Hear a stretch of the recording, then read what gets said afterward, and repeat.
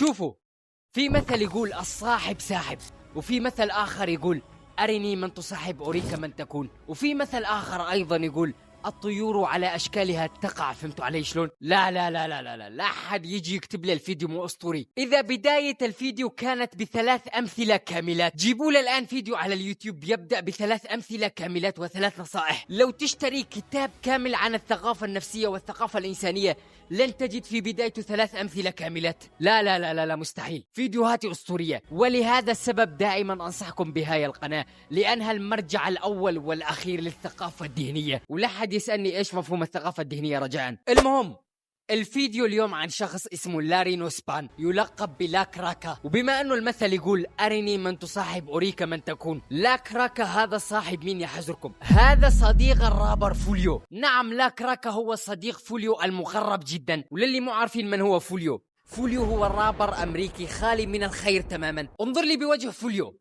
هل هذا الوجه يوحي على أنه صاحب خير وأفعال خيرية؟ مع الأسف ما يوحي بهذا الشيء أبدا، سيماهم في وجوههم. وبما أنه لاك راكا هو صديق فوليو المغرب، فإيش راح يكون لاك راكا؟ هل من الممكن أنه يكون دكتور؟ لا مستحيل. طيب هل من الممكن أنه يكون لاك راكا مهندس؟ برضو لا مستحيل. يعني تخيلوا يكون مهندس ومصاحب فوليو. طيب هل من الممكن أنه يكون لاك راكا بائع ورود وكتب؟ أكيد مستحيل. نرجع لموضوعنا، الطيور على أشكالها تقع. لاك راكا حاله حال فوليو، أيضا إنسان مجرم، عليه قضايا قانونية تتعلق بحيازة السلاح الناري من لما كان قاصر، يعني تحت السن القانوني. المهم، انولد لاك راكا ب 24 مايو 2001 بمدينة جاكسونفيل بمنطقة اسمها نورث سايد، وتحديدا بحي اسمه هيل توب فيليج. انولد هو وفوليو بنفس الحي، وكانوا أصدقاء منذ الطفولة. لاك راكا كان عليه قضايا قانونية من لما كان عمره 16 سنة تقريبا تتعلق بحيازة السلاح الناري. ولما شكلوا هو وفوليو عصابة 6 بلوك. عصابة 6 بلوك هي عصابة ينتمي لها لاك راكا وفوليو وأصدقائهم من نفس الحي. ولاك راكا هو أحد الناجين والذين لا زالوا على قيد الحياة إلى الآن من هاي العصابة. نجا من محاولة اغتيال بأعجوبة، راح تعرفون عنها بعد شوي. لاك راكا بدأ بالراب تقريبا ب 2019 بس، ولكن ما كان يغني بالبداية، كان فقط يطلع بكليبات صديقه فوليو. وغنى أول أغنية بعد ما انقتل صديق من أصدقائهم يلقب ببيبي. بيبي هذا انقتل وهو عمره 16 سنة بس. ووفاة هذا الشخص كانت بمثابة صدمة كبيرة جدا للاك راكا، لأنه كان صديق مقرب جدا منه. فغنى أول أغنية كتخليدا لصديقه الراحل. وعلى فكرة وملاحظة بسيطة، قصة لاك راكا أخذتها من أحد المتابعين بالتعليقات. للأمانة ما كنت أعرف إنه في حدا يهتم بأمور الرابرز العميقة، فإذا ببالكم أي قصة عن أي حدا من زملاء الرابرز المشهورين خبروني عنه بالتعليقات. المهم،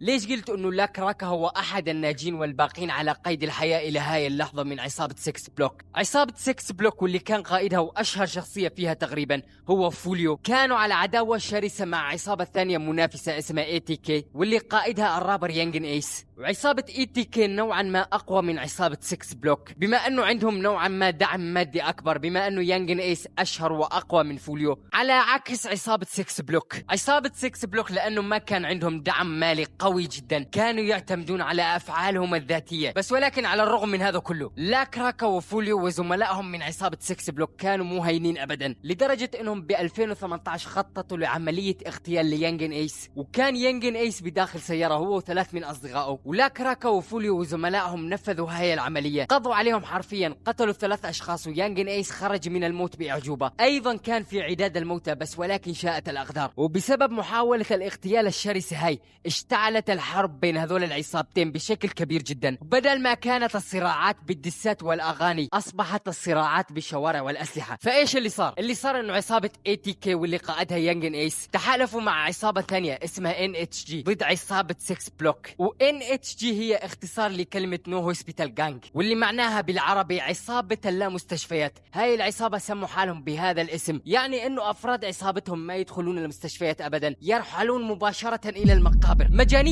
ناس مجانين. تلاقي اكبر واحد فيهم عمره 17 سنه ويفكرون ان الموت لعبه، ما يعرفون انه بعد الموت يوجد سؤال. المهم، لاك راكا لم يحظى بشهره عالميه، يعني ما كان مشهور عالميا، ولكن زادت شهرته شوي بعد نجاته من محاوله اغتيال محققه. ب 2021 بشهر اغسطس تعرض لاك راكا الى محاوله اغتيال عنيفه جدا من قبل العصابه المعاديه، من قبل يانجن ايس وافراده. كان لاك راكا ماشي بسيارته لوحده بنص الليل، وكان في سياره فيها أشخاص عم يراقبونه من بعيد، ولما قربوا عليه شوي أطلقوا عليه النار بكثافة جدا. يعني الهدف كان اغتيال لاكراكا والقضاء عليه تماما. بس ولكن شاءت الأقدار إنه لاكراكا يطلع من محاولة الاغتيال هاي وينجو من الموت بأعجوبة. بس ولكن انصاب إصابة خطيرة أثناء إطلاق النار من قبل الأشخاص اللي هاجمين على لاكراكا، وبسبب إطلاق النار المكثف اخترقت إحدى الرصاصات السيارة وصابت لاكراكا بوجهه. نعم، انصاب بوجهه، انصاب بالطرف اليمين من وجهه، والرصاصة استغرت بالفك تاع وجه لاكراكا، والإصابة كانت خطيرة جدا وسببت له نزيف حاد جدا أيضا. بس ولكن لاكراكا قرر إنه ما يستسلم أبدا، فبعد الإصابة استمر بالقيادة وأسعف نفسه إلى المستشفى. ولما وصل المستشفى ووصل إلى قسم الطوارئ كان عم يلفظ أنفاسه الأخيرة قبل ما يفقد الوعي، وبعدها تمت معالجته. بهذا الشكل نجا لاكراكا من محاولة اغتيال محققة. بعدها تصدر لاكراكا المشهد وتصدر قوائم الصحف الإخبارية بمدينة جاكسونفيل على إنه رابر انصاب بوجهه ونجا من الموت بعد تعرضه لمحاولة اغتيال من قبل العصابات المعادية بمدينة جاكسونفيل. فلاكراكا ايش سوى؟ استغل هذا الشيء ونزل أغنيته المنفردة بعنوان كراكا فلو، نزلها بعد إصابته بفترة قصيرة جدا، وهي الأغنية ساعدته على إنه ينشهر أكثر. بس ولكن بنفس الوقت كبر التحدي وازدادت العداوة بين العصابتين، ويانجن ايس وأفراد عصابته بعد إصابة لاكراكا طلعوا صاروا يتمسخرون عليه، صاروا يلبسون بوجوههم ضمادات مزيفة ويطلعون على ستوري الانستغرام يقولون وجهي تشوه وما ادري ايش، يعني يتمسخرون على لاكراكا. وكل هاي الأفعال ومحاولات الاغتيال ما هي إلا انتقام من قبل يانجن ايس وأفراد عصابته على عملية الاغتيال اللي نفذها لاكراكا وفوليو وزملائهم من عصابة 6 بلوك. ومثل ما قلت لكم إنه عصابة يانجن ايس تعتبر أقوى من عصابة 6 بلوك بما إنهم يمتلكون نفوذ أكبر، وبما إنهم أيضا متعاونين مع عصابة ثانية، ولهذا السبب سقط عشرات الضحايا وعشرات القتلى من قبل عصابة 6 بلوك، واللي لاكراكا هو واحد من أبرز الشخصيات بهاي العصابة. بس ولكن مين اللي بدأ بالمشاكل الأول؟ اللي بدأ بالمشاكل الأول هو فوليو ولاكراكا وعصابة 6 بلوك. ومثل ما يقول المثل العين بالعين والأذن بالأذن والبادي أظلم. لحد الآن حدا قدر يحصي عدد الأمثلة اللي قلتها بهذا الفيديو؟ قولوا لي وأخبروني، حدا قدر يحصي عدد الأمثلة اللي قلتها؟ عندي قدرات قوية جدا بطرح الأمثلة، وعندي عدد كبير جدا من الأمثلة. كل هاي الأمثلة اللي سمعتوها تعتبر 0.1% من الأمثلة اللي أمتلكها. لا لا لا، لسه ما شفتوا شيء من قدراتي، القادم أعظم. المهم يعني نستنتج إنه عصابة 6 بلوك هم اللي بدأوا بالمشاكل، وشوي شوي بدأ يكبر التحدي. وعملية الاغتيال اللي صارت ب 2018 اللي راح ضحيتها 3 من زملاء يانجن ايس وواحد منهم كان أخوه، هاي العملية كانت النقطة الفاصلة بين العصابتين واللي خلت الأمور تتأزم بشكل كبير جدا، لأنه من بعدها مباشرة أفراد عصابة يانجن ايس صاروا يتربصون لأفراد عصابة 6 بلوك وصاروا يقتلون منهم أشخاص أول بأول. والضحية الأولى بعد وقوع تلك الجريمة من عصابة 6 بلوك كان تيكوان برايس والملقب ببيبي. هذا لما انقتل كان عمره 16 سنة بس، وانقتلوا بعده حوالي 10 أشخاص من نفس العصابة، وجميعهم تلاقي أسمائهم تيكي وموكي وسباز وروتكي وفونتا ومدري ايش، وأغلبهم يكونون قاصرين. والله لا تفكرون أمزح، الموضوع مو مزح أبدا. يعني تقريبا عصابة يانجن ايس قضوا على عصابة 6 بلوك، خصوصا انه لاكراكا حاليا بالسجن، بعد شوي راح تعرفون ليش. والشخصية الأبرز بعصابة 6 بلوك واللي هو الشيطان المذبذب فوليو أيضا قدروا انهم يتخلصوا منه وانقتل بعام 2024. وعدا فوليو وعدا بيبي اللي انقتلوا وهو عمره 16 سنة، في أكثر من 10 أشخاص ثانيين انقتلوا من عصابة 6 بلوك ومن زملاء لاكراكا وفوليو. ولهذا السبب يعتبر لاكراكا أحد الناجين من الموت وأحد الباقين على قيد الحياة إلى الآن من عصابة 6 بلوك. ومع لاكراكا أيضا شخص اسمه كشوردي. كشوردي هذا أيضا رابر ومن نفس العصابة من عصابة 6 بلوك ومن زملاء لاكراكا وفوليو. وكشوردي هذا أيضا حاليا بالسجن، بس ولكن قصته طويلة شوي ومتهم بأكثر من تهمة. إذا بدكم فيديو خاص عنه خبروني بالتعليقات. المهم، وأيضا ما أمزح، كلهم يلقبون أنفسهم بهاي الألقاب، تيكي وموكي ورودكي وفونتا وكيندري ومدري ايش. يعني مثلا شوفوا، هذا تيكي انقتل بعام 2019 بعد فترة قصيرة من مقتل بيبي، ولما انقتل كان عمره 19 سنة. وهذا أيضا يلقب بموكي، أيضا انقتل بعام 2020 بعد مقتل تيكي. وهذا أيضا للجوق، هذا كان رابر وأيضا انقتل بسنة 2019. اسمه الحقيقي جوناثان ريكس، كان رابر وكان مقرب جدا من لاكراكا وفوليو. ولاحظوا الفترة الزمنية المرعبة، أيضا هذا الشخص انقتل ب 2019، يعني تقريبا بغضون 6 أشهر انقتل بيبي واللي كان يبلغ من العمر 16 سنة، وبعدها انقتل تيكي واللي بعده انقتل للجوق. شوفوا، هو صحيح انه عصابة 6 بلوك هي اللي بدأت تستفز العصابات الثانية بمدينة جاكسونفيل، بس ولكن بسبب الاستفزاز المتكرر دفعوا ثمن غالي جدا، لدرجة انه ب 2017 انقتل شخص اسمه زيون براون. يا حزركم شلون انقتل هذا الشخص؟ انقتل بداخل منزله، دخلوا مسلحين على المنزل بنص الليل واطلقوا عليه النار وهو بداخل منزله امام اعين اقاربه. انقتل من قبل عصابة NHG واللي هي العصابة المحالفة لعصابة يانجن ايس. ومن بعد مقتل هذا الشخص عصابة 6 بلوك انتقموا ورد الثار بعام 2018 بالحادثة اللي انقتل بها 3 اشخاص من اقارب يانجن ايس، وبلشوا هذول ينتقموا من هذول وهذول ينتقموا من هذول. فهمتوا علي شلون؟ ولا تفكرون موضوع مقتل زيون مسحة.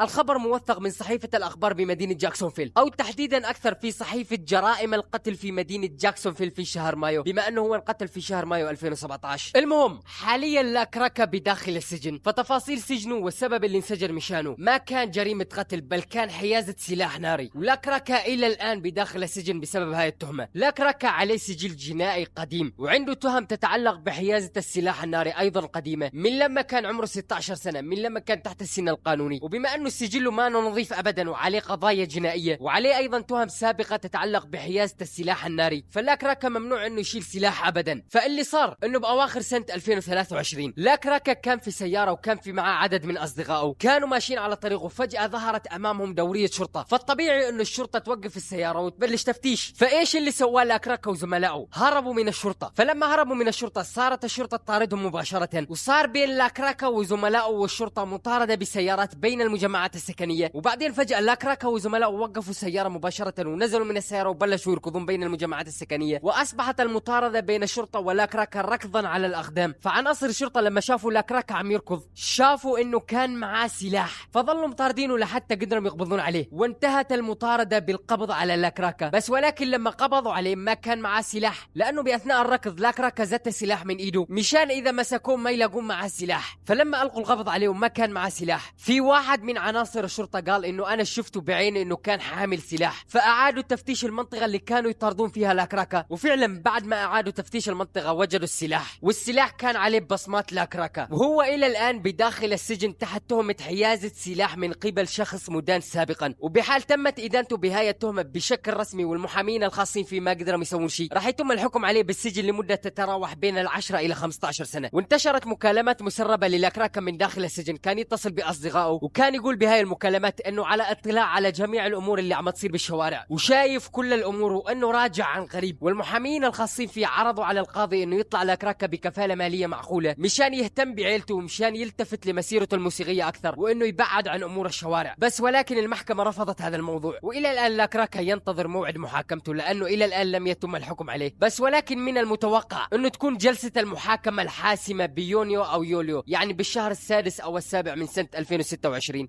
والان خبروني اذا كان في ببالكم افكار، ثواني شوي، خبروني اذا كان في ببالكم افكار حتى وان كانت مو عن رابرز او عصابات، لا تظلون جامدين، اقترحوا علي افكار وايا كانت راح اسويها، واشوفكم بفيديو جديد ان شاء الله. لا تواخذوني على هاي الخاتمة السيئة، بس ولكن الاكل هو افضل اختراع مر على تاريخ البشرية.